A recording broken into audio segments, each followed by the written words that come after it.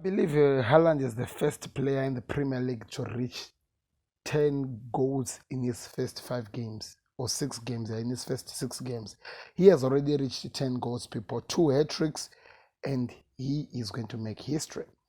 So today, Manchester City was playing against Aston Villa. They drew 1-1, dropped points again. Pep Guardiola. So in this video, we're going to talk about it and how much that can affect in terms of how the league will finish. Let me know your thoughts in the comment section. Click the like button. Let's get the show started.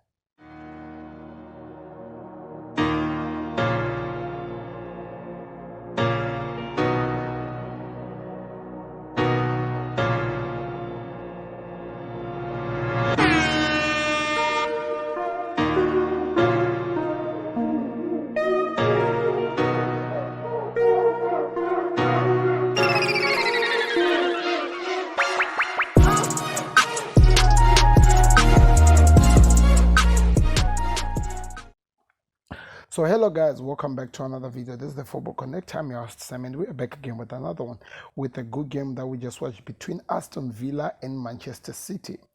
It is interesting to actually tell that Steven Gerrard has been struggling since the beginning of the season.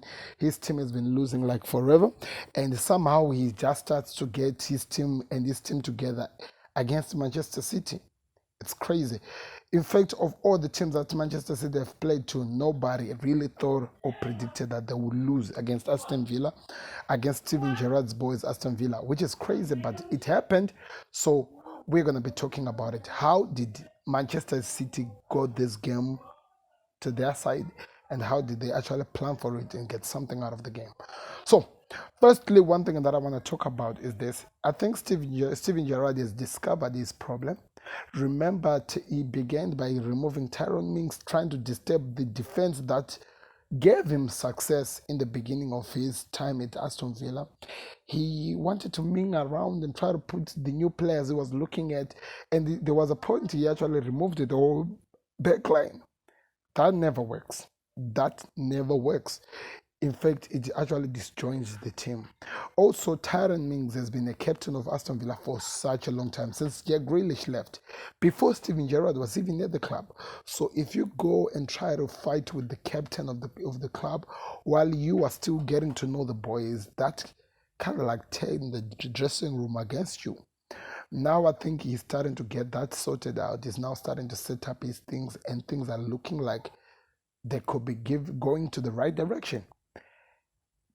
I feel like there's more to come from his team. I feel like there's more to come from his team because it looks like Aston Villa are really, really hungry and they want to play. They showed it today. They should have won the game, to be honest, because there were a lot of chances at which I felt like if the players had done good decisions, would have turned into goals. City, for the first time, they made a defense that actually, in the midfield, that actually stopped them from scoring, that actually stopped them from actually trying to create those spaces for Haaland. I think that was the difference here. That was what made the difference between the other games that they've been beating teams by 6 goals to 0 or even more, is the fact that they knew how to stop Kevin De Bruyne and also close the spaces that Haaland wants when he's finishing the chances. That was, for me, the game changer. Also, one thing that I think people should take heed of the Aston Villa win, Pep Guardiola's side in Manchester City, they are strong going forward, but they're still weak going backwards. Nathan Ake, Laporte, Ruben Diaz, surprisingly, has just disappeared now. They are going to allow goals in. They are going to cause problems, which will show them, that will put them in trouble. So I believe if any team really does set up their strike force so well and go attack, they will get something against Man City. The problem that makes teams suffer against the season is because they want to come and defend as a team. So when you do that, they will find space and they'll play it out until they score goals. They have shown it against Crystal Palace. They did it against all the teams that they've already played against. But today, we saw a team that had I think I can say 5 players who were confident enough to stop the midfield and the strike force of Manchester City.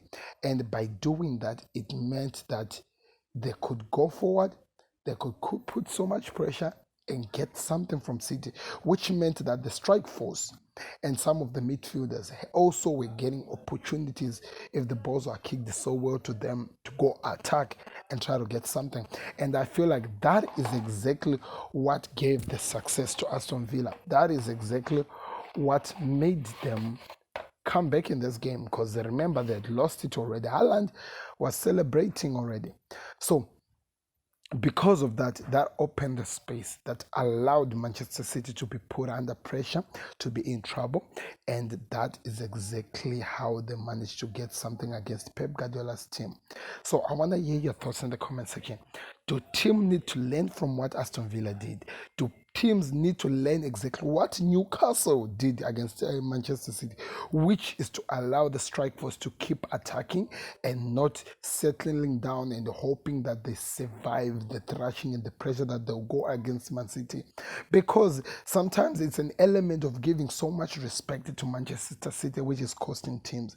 The element of thinking that they'll outscore us, they'll outclass us, is exactly what is causing them. And the element of not really closing down players. You can close players like Kevin De Bruyne and the likes, the players we are used to seeing.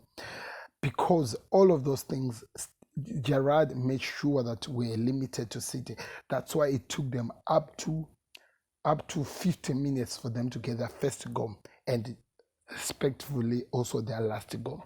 Something that teams actually need to pay attention and learn, because that is exactly what can help any team to get something against Man City. And to be honest, any team at this moment can get anything against Man City because they are not confident enough. Their confidence is really limited and they look like they are not playing to their level best. So I want to hear your thoughts in the comment section. By the way, the man of the match of the day was Haaland again with a goal. He scored another goal. Tyrone Mings was all over him. He caused the troubles. He pushed them. Players like Mahrez actually disappeared in the game for some moments, so there was a change. Also, let's talk about Haaland.